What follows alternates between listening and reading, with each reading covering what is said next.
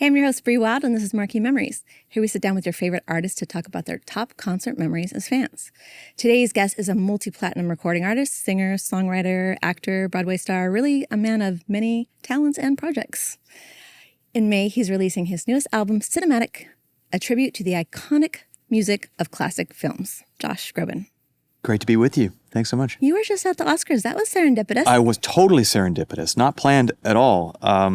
I was in Australia as part of a world kind of tour that I'm doing right now, and they said, Conan wants to Zoom with you, which is like, the greatest news you could possibly have. I love him, and he's kind of told me about this idea that they had written, and they wanted to recruit my voice for this, epic and operatic moment on stage, and I just said yes, and it just so happened that the day that we got back from the Australia tour, the first rehearsal was the next day, so I didn't get much sleep. I didn't know they were going to put me in, such an incredible knight in shining armor regalia. But, what could be more fun than dressing like that and singing like that in front of, Leonardo DiCaprio and all your heroes? Were you like, by the way, I have an album coming out that is relevant? I mean, I'm not going to lie. It was great for the red carpet, right? to talk about it. But Conan certainly didn't know that I had that going on. And so, sometimes the universe has a little bit of fun with you. And one of those things to know that I've got, an album celebrating that world, and to be right in the nucleus of that world and singing was not a bad day at the office. Nice. So Cinematic is 10 tracks. Usually when I interview artists, they say, like, we started with 50 and we had to whittle it down to 10. Did Cinematic start like that? Most of my albums, I would say that's the case, because of the fact that we really started with the arranger's visions for these songs, meant that, we didn't like blueprint a bunch of demos early on. Usually when you're writing and you're coming up with songs, and especially when you're making new music, you're constantly changing and writing and throwing it away. And, that's this one right. And we should listen to this one again. That's great. And you have 25. You have to write 50 to find 5 great when you're writing. With these songs that are already such classics, we assumed that we might kind of get 50 demos. The arrangements that we got back for some of our top choices of songs were so brilliant that it guided our path. We said, let's not overcomplicate what is giving us so many good feels right now. And so, going into that studio and hearing that orchestra and singing along with them, we all looked at each other and said, yeah, this is going on the album for pretty much everyone. There is one song that didn't make the album because it represented kind of the 80s ballad world, and that was so well represented with Against All Odds. Yeah. And so we have a song that we didn't put on the album, but we are going to release it sometime down the road. But other than that, what we recorded is what's on there, because everything we did, we felt really, really so strong about. That's a great problem to have. I'll tell you, in 25 years and 10 albums, that's a first for me. Yeah. Amazing. Was your first experiences with all these songs, was it seeing them in the movies? For the most part. There are songs that I can remember so specifically, whether it's Casablanca or Breakfast at Tiffany's or hearing Unchained Melody in Ghost, which it came originally from an Oscar-winning movie called Unchained, all the way back. I know a lot of people didn't know there's so much history to where these songs come from. And then, there are songs like Against All Odds that I just knew. I didn't know that. I didn't know it was from a film called Against All Odds. Neither. Oscar-winning film called Against All Odds. And so, part of it was songs that we all know are great cinema songs, and then those fun little nuggets like that are fun to remind people that the beginning stages of some of our favorite pop hits were because films needed a song, and I always find that a great visual is so inspirational to writing music. I love working with film composers. I love finding that process. And honestly, I think, and Phil Collins is a perfect example, talk about songs that he's written for films that are among his finest ever. Tarzan, I mean, just absolutely incredible. I think it's a great inspiration for writers too. And so we wanted to celebrate kind of both the songs that we know and the songs that we didn't know were from films. That was a learning moment for me. I was like, what? Same. Oh, okay. Yeah. You kicked off your GEMS tour in Hawaii. Nice. Did you get to choose that? No, I I mean, I'm so thrilled that I got to finally go to Hawaii for my first concert. It was the greatest experience. They were so warm, so welcoming. But I joked that, like, why couldn't we end in Hawaii? You know, Yeah. because Then you could stay a little while. Oh my God, any day in Hawaii is a good day. But to know that I had so many dates in front of it, it wasn't exactly like I couldn't get the pina colada on the beach that I wanted. Fair. But we will be back. How'd you put together the set list for this tour? Well, this tour that I'm doing, this world tour that I'm doing now is this Gems tour that I'm doing off the back of this Gems kind of best of album that I released. And it's, you know, a collection of the songs that I feel over 25 years have had the most impact on me, on my fans. We released a companion album called Hidden Gems, which are some of the songs that never made it to streaming and kind of were on very short-lived kind of side projects that the fans really, really loved. And so these songs on this tour are really kind of, I think, representing the arc of the last, you know, part of my adult life. And I haven't been in many of these markets in 10 years, so it's a great chance to kind of, you know, say hi again and sing stuff that's old and new and everything in between. And the tour continues after this, right? Yep. In about a week, we're going to go to Dublin and do the European tour. And then when we come back, the album, Cinematic's coming out. And then the summer tour with Jennifer Hudson is definitely going to be a bit of a shift in gears. And we'll have a lot of the songs from Gems, but we'll also be representing some of these, I mean, beautiful songs that are going to be so fun to sing, especially our duet with Jennifer. Yeah. I love Moon River, by the way. Oh, so thanks. Good. I love it so much. And I got my dad on that. That's amazing. Yeah, that's my dad playing the trumpet. He turns 80 this summer, and that's probably the most special collaboration I've ever had on an album. Just quickly, you know, he played jazz trumpet all through college, and like I have an album of when he was like 23, and we played all the time at the house, and he could wail. Like, he was amazing. And he came from a pretty conservative family, and his mom said to him, like, you know, that's, you know, go into something else. You know, we want you to want you to make a living. And so, you know, he's also, luckily I don't, but he has both sides of his brain working full cylinder. So he was able to go into business and became an executive recruiter and found jobs for people. And he's been brilliant at that. And he put, you know, he's got this case that says Dizzy Gillespie for president. That old trumpet that he had in his 20s was just collecting dust in his closet. And on Moon River, you know, Greg Wells, the producer, and we had Terrence Blanchard and Wynton Marsalis saying, "Send us in, coach. We love this song. We'd love to play on it." And, you know, I said to Greg, and my dad's going, "Oh, Moon River, I love that song." And I'm going, you know, maybe my favorite trumpet player has been right in front of me the whole time, and I didn't realize. So I said to my mom, I said, you know, if Dad like started to get the lip and started to rehearse a little bit, do you think he might be able to do this? And I asked him, he goes, you know, this would actually be really special. And it's low enough that I think I could handle it. And I'm going to start working. He worked for weeks.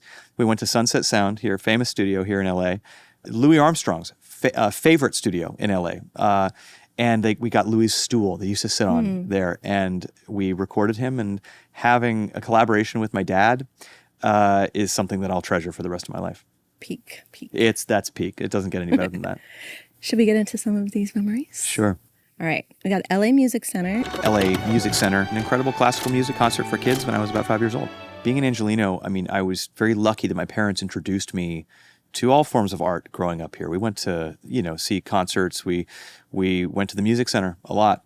And the first thing that I remember doing at the Music Center was this kind of classical music for kids thing where they had this ingenious idea, and I think they're still doing it. If they're not, they definitely should, where it started with, you know, punch and pie, and, you know, you're all in the lobby and there's just paper and cardboard everywhere. And they say, okay, kids, now if you got to build a time machine, and if you build the time machine, somebody might come out of it that's going to be really cool.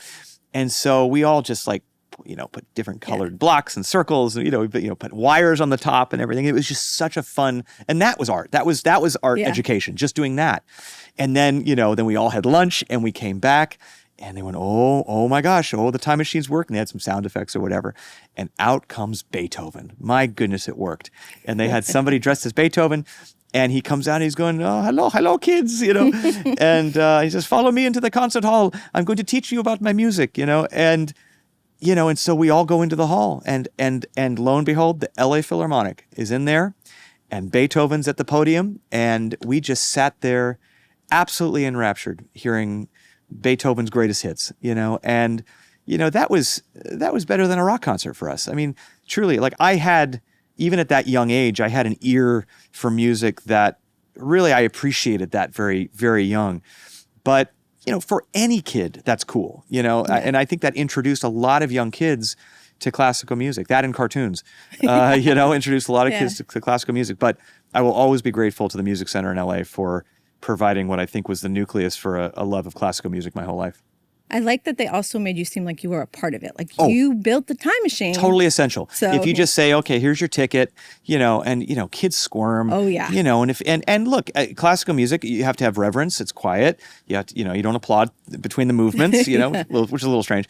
And so for kids, it can be a real test of focus. Yes, for sure. And I think, like you said, to be part of it, for it to be fun.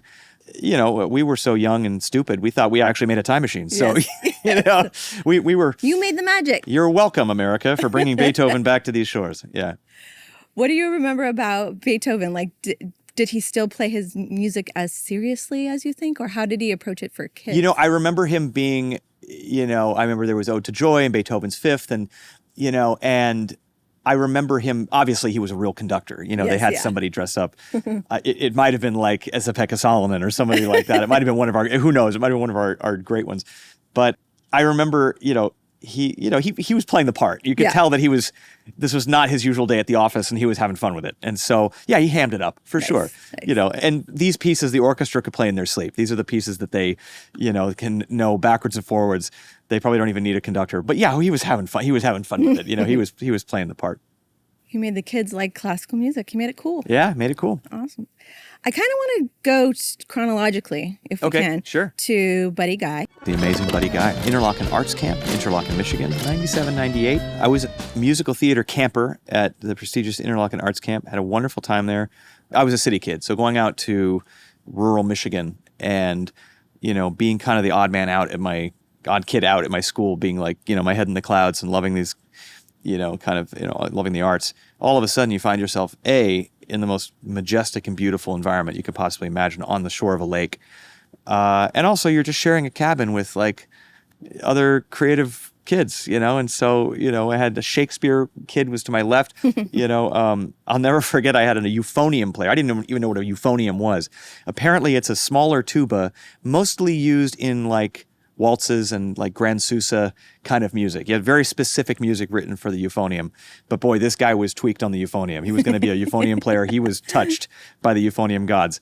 But you learn about each other's instruments and artistic influences. And that was so special. And so one of the great things about Interlochen is that if you're a summer camper, their Kresge Auditorium, their outdoor auditorium, is not just used for the campers. It is a working venue for all artists.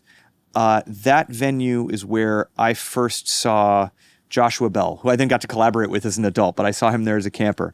I saw Willie Nelson back his bus up to the stage. That door opened, a cloud of smoke came out of that door, and he walked onto the stage and absolutely crushed it, getting to know Willie Nelson's music. I saw Little Richard perform there. I was introduced to Bela Fleck and the Flecktones.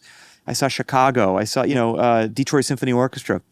But Buddy Guy, man, as a theater kid who had not been introduced to much blues music at that time in my life, to say the least, coming on stage in front of a house full of blues fans, but then a lot of campers. We were all in our like blue uniforms with our pins. And he came out and, it's like that scene in Sinners where he's playing and they're going through all the different eras of this music and the history of it. He took us on a field trip through music on that concert. The way that he plays and played on that night, we were all believers. We all became such fans. His voice was incredible. His spirit. He had this long chord. His famous thing is he goes through the crowd. He's got this long chord, and he goes to where the campers are, right? And he's saying he's pointing to his guitar like you play. You're allowed to. And so he's doing what he needs to do on the left hand, and the rest of us are like strumming the thing, and we're hearing it come out of the speakers. Like, how are we doing that right now? It was a little bit like building the time machine. Yeah. And, hands-on. And I just remember his generosity and just remembering, just absolutely blowing the roof off that house. And I remember going home and listening to not just Buddy Guy, but just becoming fascinated with jazz and with blues. And that was kind of my introduction to that world, was through that concert, through that live experience. And it was represented for me why it's so important that we, that young people are brought to different styles, different eclectic worlds, and you never know when that light's going to flip on. Yeah, so you didn't know about him or that world at No. all before that moment, and it's imprinted on you. So I don't know why I got a ticket. I think that as a camper, you get like $10 tickets, right? Yeah. And I think I was at the ticket office at the camp and kind of looking and saying, what do you think? And I think somebody there, a counselor or something, said like, we got to see this. And I saw he had a polka dot guitar, and I was like, oh, that looks pretty cool. And he had a cool picture, and I'm thinking, all right, yeah, at that age, didn't get to go to many like blues concerts or even rock concerts. And I thought this seems like a fun night out, not stuffy, going to be fun. And, that surprise was, just I went in with a curiosity, and I left a lifelong fan. you also played this camp. Yes. So that venue was so important to my influences and inspiration that we've played there now 3 times. And I still wear my camp pin when I go out on stage. And we still love to offer those tickets to the students and have them in the front row. It's a special place, and it's one where, if you're lucky enough to have had that influence, you go back and you pay it forward. And it's like to be able to talk to the campers and to be able to know that, that influence came from there is really, really special. Were you playing music yet at this point, or were you were more focused on musical theater? I was playing music just for fun. I would sit at the piano and I didn't know what it was writing. I was just improvising. And, but I was praying to the altar of Sondheim at that point. I was really my laser focus was to be an actor and to use music in service of acting. And, I think I was in the middle of rehearsing Sweeney Todd. Actually, strangely enough, it all comes around. I was in the chorus. I was in the ensemble for Sweeney Todd at Interlochen. It was one of the reasons why I wanted to go, because they were doing Sweeney Todd. And it was just the most fun experience. That ensemble music is some of the best ever written. I remember sitting on the side of the stage and just rooting for the rest of the cast. And just an absolute blast being part of that show. And then seeing concerts in your free time. You don't want to come home. It just was really, really, really awesome. You grew up here, right? I did, You yes. grew up here. Uh-huh. I'm sure you've had a lot of full circle moments also, like seeing a show at the Greek or the Hollywood Bowl and then getting to play it. Absolutely. Every venue in Los Angeles is special to me because I will never forget what I felt being in that audience. Usually as a kid, I mean, again, like having access is so important. I was very privileged. My parents really believed, my mom being a junior high art teacher, my dad having a musical ear and playing trumpet all those years. They knew that it was important for their kids to be in that world. They weren't stage parents. They didn't push it. But the access to it, they knew would be enough at least to enrich us whatever we did in our lives. Now, did not need any pushing. My bug, I saw like Phantom of the Opera when I was 9 years old, and I was just like, I want to be the guy. I was touched for it early on. I knew I wanted to do it. But yeah, whenever I get to, last summer I did 2 nights at the Hollywood Bowl with the LA Phil. It's an emotional experience for me. Walking the halls, getting ready to go on, seeing it from that vantage point after so many years. To this day, it's my favorite place to go see music.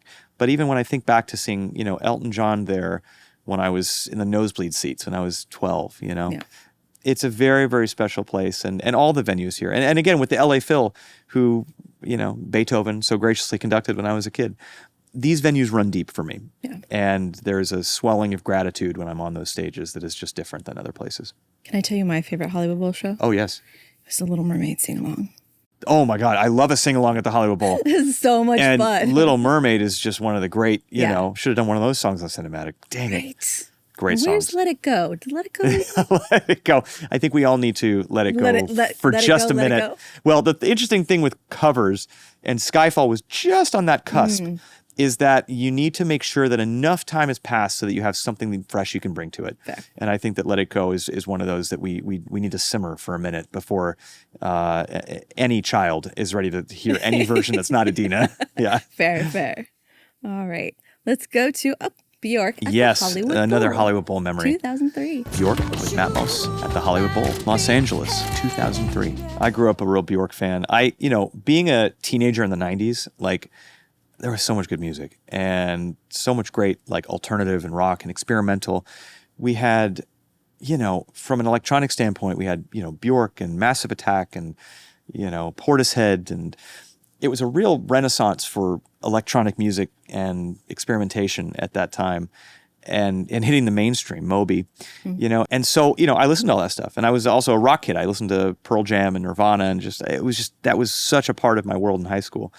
But Björk was one of those that resonated with me because there was something about the wildness about her voice. There was something about her voice that just, like, I didn't know how she did what she did, and I loved how she interpreted her own music. I loved how she sang covers.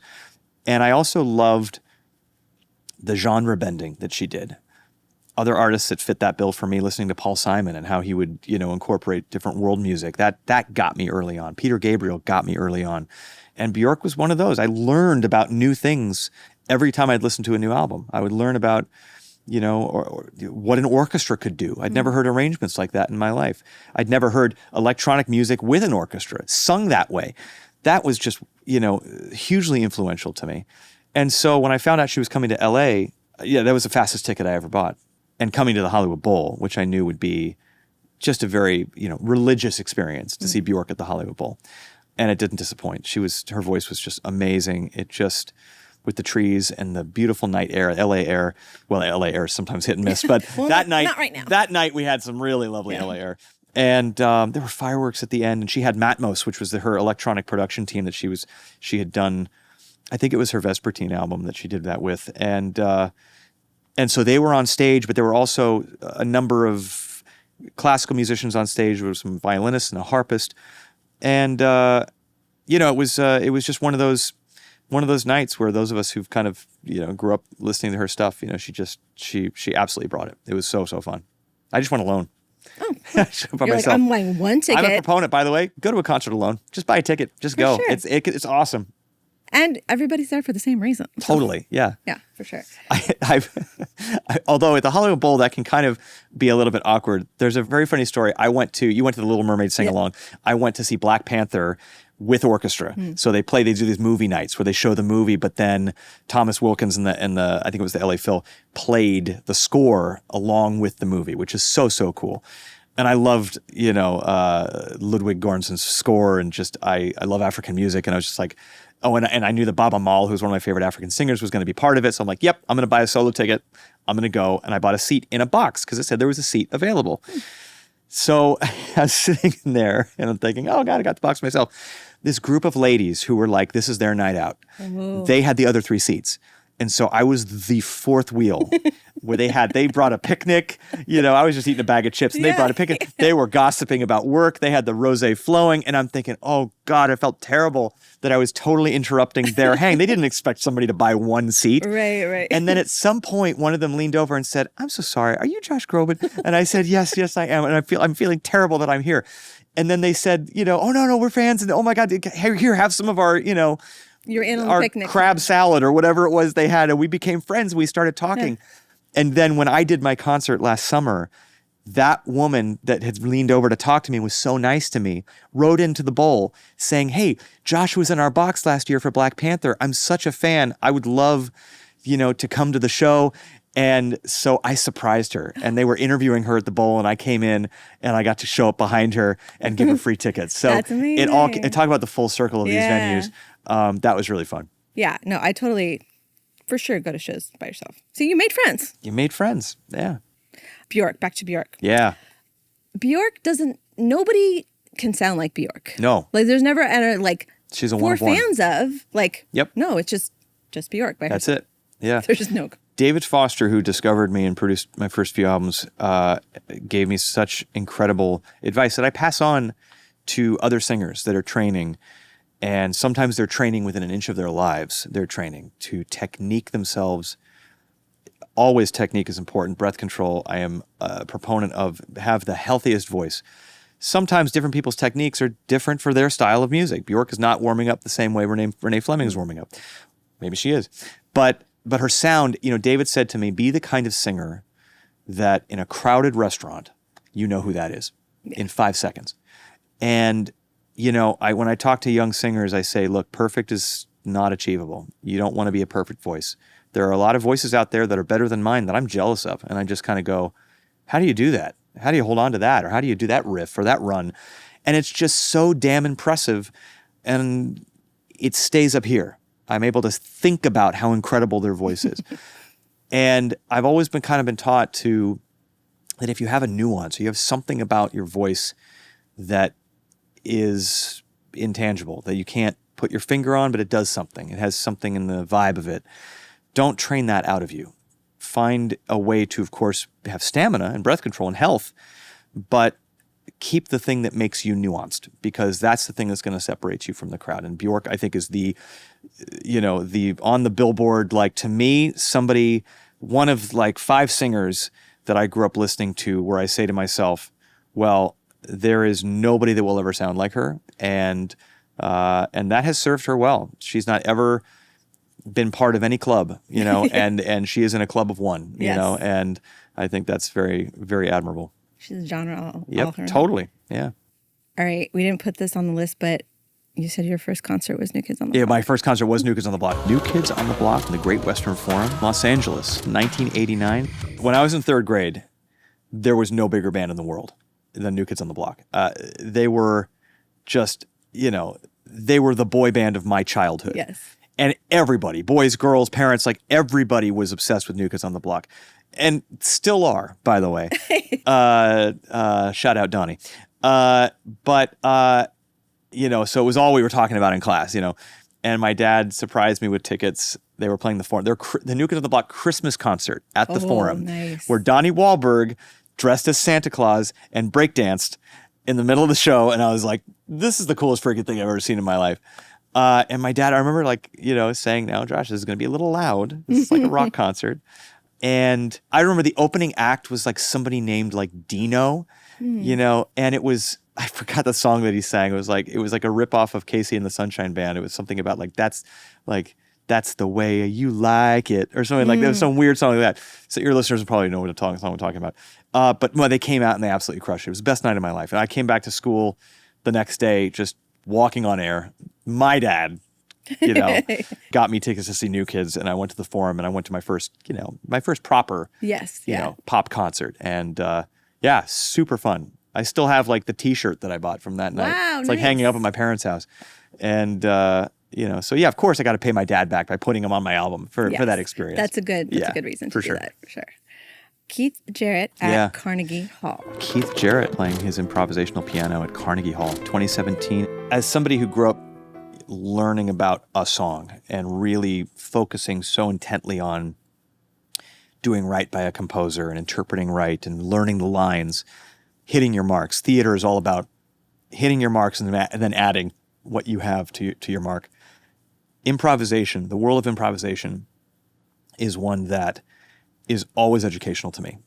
Whenever I feel stuck, I improvise. Whether it's comedy or music or whatever, there is something about walking on that tightrope that is so beneficial. That being said, to be able to walk that tightrope at a level of brilliance that has been so present in Keith Jarrett's mind is something that, it's like watching sorcery.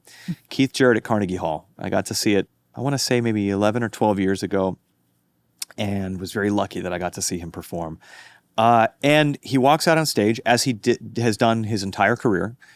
Famous albums. Some of the best jazz piano albums out there are Keith Jarrett just improvising. His Cologne concert is in Cologne, Germany, is one of the great jazz albums of all time, and it's just him just improvising. And it's a great his whatever that muse is that he has doesn't come without demons. And those demons are readily, I witnessed it at Carnegie Hall. He stopped the show. Somebody was coughing, they had a thing, and he goes, you can't, whatever that beam of light that came through his head was like, I'm distracted. I can't. Wow. And he walked off stage. And by the way, everybody knows with Keith Jarrett that the brilliance also comes with we got to make sure that we're quiet so that the genius can be, at work here. The famous story that I think is true, I've read it, the Jazzers will correct me if I'm wrong about this, but that Cologne concert that has became one of the great recordings of all time, and certainly one of his top 2 or 3 recordings of all time, almost didn't happen because he didn't have the piano he wanted. Oh. And so he was just about 5 seconds away from saying, I'm not doing this festival. I'm not doing it. I didn't get what I need. Eventually he was convinced. He said, oh, fine, but it's not, but I'll do it, but I'm not going to like it. The fact that was the one that was the most inspired is such a lesson. I often find that when we're hanging on so tight artistically, we want to control. We want to control because we have an audience. We have a bar we want to reach. We have something we don't ever want to walk away from a stage saying, I didn't do my best. That sucks. And so Keith Jarrett is such an inspiration because that Cologne concert, seeing his battle with himself through the brilliance at Carnegie Hall is something that every musician can learn from and feel comforted by, because so often when we're feeling that control, the answer is just to say, fuck it, And I think that some of the nights where I felt most disgruntled backstage and I've got other personal things going on and I'm just going, oh, wait, 5 to showtime? All right. Okay, all right, let's go. Have been some of my most inspired, because ultimately music is a healer, and music is something that is an alchemy that we can't describe. And sometimes when we're feeling great, that's when we're controlling it a little too tightly. And sometimes when we really need it most, that's when it shows up for us. And so that concert at Carnegie Hall and all of his albums have been a great lesson for me. Were there any moments where have fans told you like this was their favorite show and it was a show that you were like, what? There have definitely been nights where I walked off stage feeling like I wasn't my best. You do thousands of shows, you're going to have shows where statistically you're going to have nights where you're like, I just wasn't focused tonight, or I was coming down with something and I felt like my voice was a little shaky, and I always think to myself, well, the fans are going to really notice that, or the review's really going to write how stinky this was.